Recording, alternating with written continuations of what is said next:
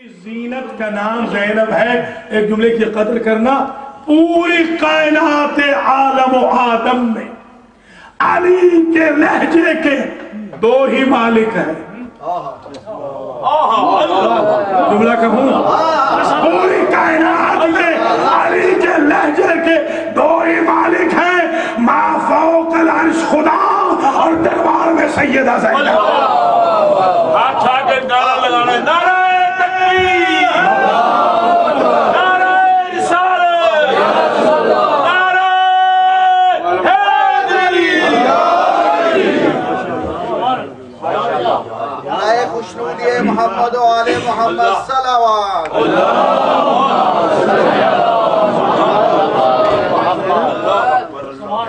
دیکھیے سیدہ زینب کے القاب میں ایک مشہور لقب ہے عقیلۃ بنی ہاشم.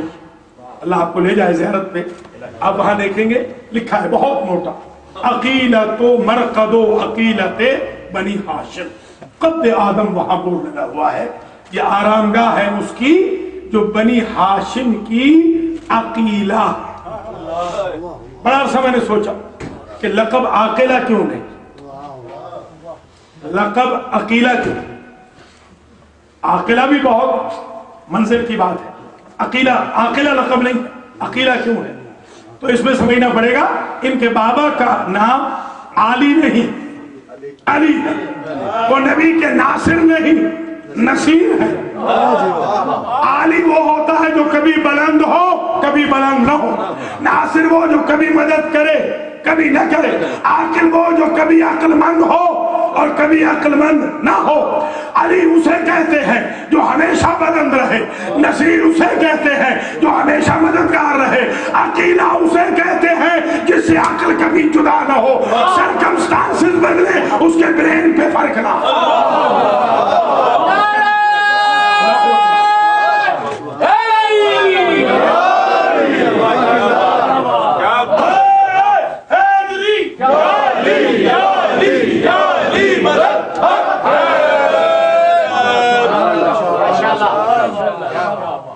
اب آپ کو سمجھانے کے لیے کہہ رہا ہوں کہ ان پڑھوں میں پڑھا لکھا ہونا یہ تو کمال ہے، پڑھے لکھوں میں پڑھا لکھا ہونا یہ اور کمال ہے.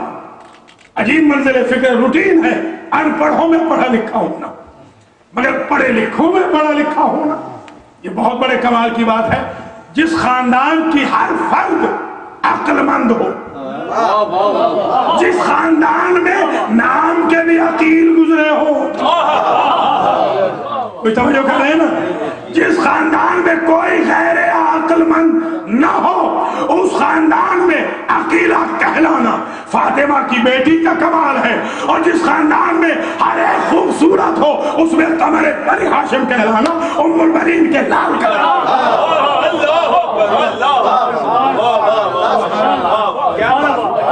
عقیلۃ بنی ہاشم، بنی ہاشم کی پرماننٹ وائز خاتون. اور عقل کا اندازہ یہاں سے لگا لیں کہ جو خطبہ لمہ ہے، خطبہ لمہ، خطبہ فدق کسے کہتے ہیں، یہ 3.5 گھنٹے میں بی بی فاطمہ نے پڑھا ہے اور ہم تک علی نے نہیں پہنچایا. عجیب ہے، ہم تک حسن نے نہیں پہنچایا، ہم تک حسین نے نہیں پہنچایا، ہم تک فضل نے نہیں پہنچایا، خود فاطمہ نے نہیں پہنچایا. ہم تک جو مقدمہ فدق کی راویہ ہے ان کا نام زینب.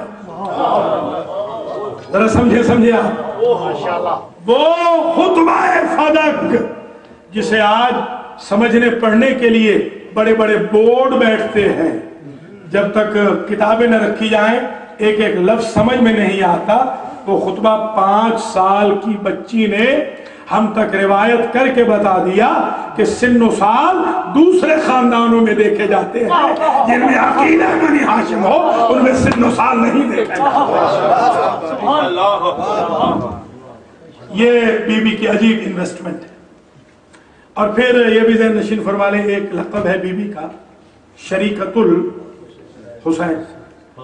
آپ نے تو اس کو صرف یہ مصائب پہ سمجھا ہے نا کہ مصائب میں شریک ہے. آئے ذرا دوسرے پہلو سے سن لیجئے. ایک اور پہلو بھی ہے اس کا, مقام زینب ذہن میں رہے. وہ پہلو یہ ہے کہ قرآن کہتا ہے اذهب الى فرعون, اے موسیٰ فرعون کے دربار میں جائیے, آپ جائیں فرعون کے دربار میں جا کے تبلیغ کریں. انہو طغى, اس نے سرکشی کی ہے, وہ باغی ہو گیا ہے, طاغی ہو گیا ہے, اس کو جا کے تبلیغ کریں. قالا, موسیٰ علیہ السلام کہنے لگے حاضر ہوں مگر ایک ڈیمانڈ ہے.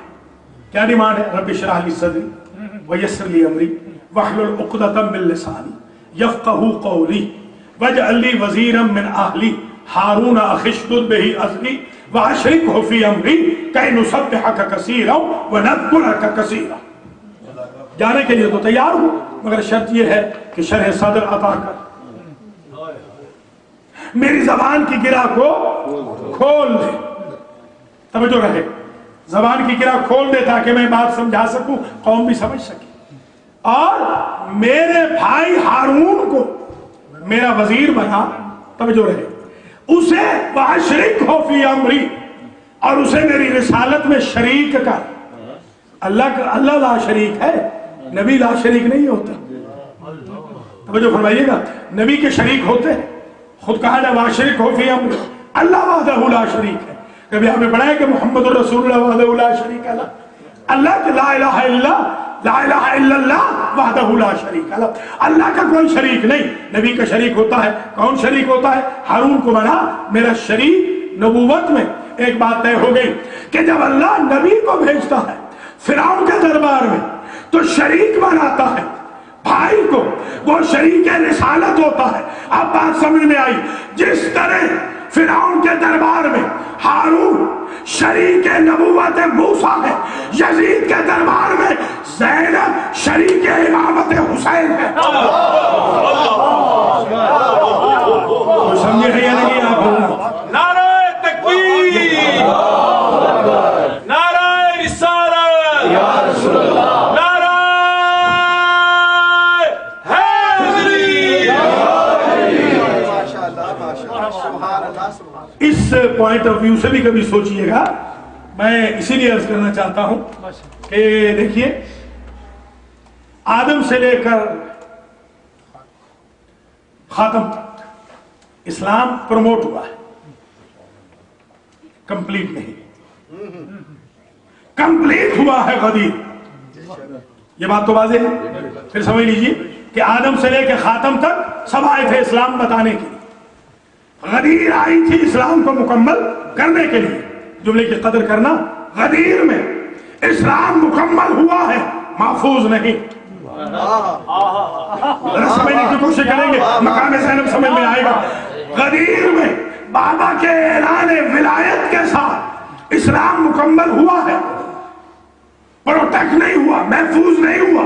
محفوظ کیا ہے اسلام کو کربلا نے. ماضی بچایا تھا اسلام کا, حسین نے مستقبل بچا گئی زینب.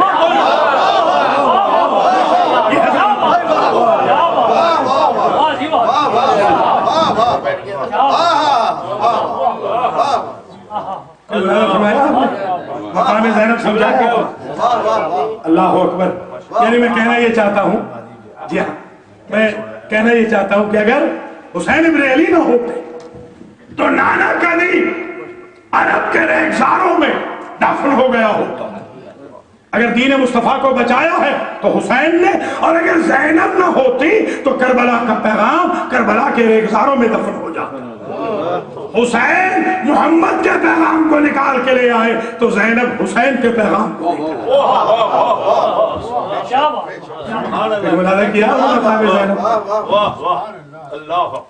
یہی وجہ ہے کہ یہ القاب ہے جناب سیدہ زینب سلام اللہ علیہا کے.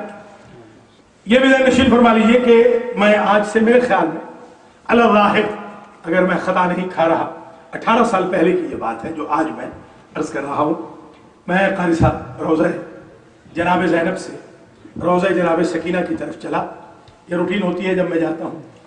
تو وہاں جب پہنچا تو زیارت کرنے کے بعد ایک نانوائی کی دکان ہے, خباز جسے کہتے ہیں, روٹی والی, روٹی کا پلانٹ جو ہوتا ہے, وہاں میں پہنچا اور میں نے روٹی والے سے پوچھا کہ عرب سے کہ اتعرف یزید ابن معاویہ، کیا یزید ابن معاویہ کو تو جانتا ہے؟ تو اس نے عجب جملہ کہا، اس نے کہا انا ابن یزید، میں یزید کی نسل سے۔ تو میں تو بڑا حیران ہو گیا کہ اب تک حسین زادے دیکھے تھے، آج یزید زادہ بھی دیکھ لیے۔ میں نے سمجھا کہ بڑی محبت کرتا ہوگا، میں نے کہہ دیا یا شیخ اتحب جدک یزید، کیا تجھے اپنے جد یزید سے محبت ہے؟ وہ اپنی دکان چھوڑ کے باہر آ گیا اور اس نے کہا کہ شیخ تو نے میری صبح منحوس کر دی۔ کس کا نام لیا؟ خدا کی قسم۔ دیکھیے اس نے کہا تو نے میری صبح کو منحوس کر دیا۔ یا شیخ انی الانو علی جدی یزید صباحا و مساء کل یوم کل شہر کل سنت۔ اللہ اکبر۔ اس نے کہا صبح و مساء، ہر روز، ہر ہفتہ، ہر سال، ہر مہینہ میرا وظیفہ یہ ہے کہ صبح ہوتے ہی، شب ہوتے ہی میں اپنے جد یزید پہ لعنت کرتا ہوں، لأنه قتل ابن بنت رسول اللہ، اس لیے کہ وہ قاتل حسین تھا۔ میں نے اسی وقت رخ کیا شاہ نجف کا، میں نے کہا مولا میں تقابل کا قائل نہیں، یہی شام کا ملک تھا نا کہ صفین کے باوجود آپ سے فتح نہ ہو سکا، جو فتح آپ کی ذوالفقار نہ کر سکی وہ آپ کی زینب کے 2 خطبوں نے کر لیا۔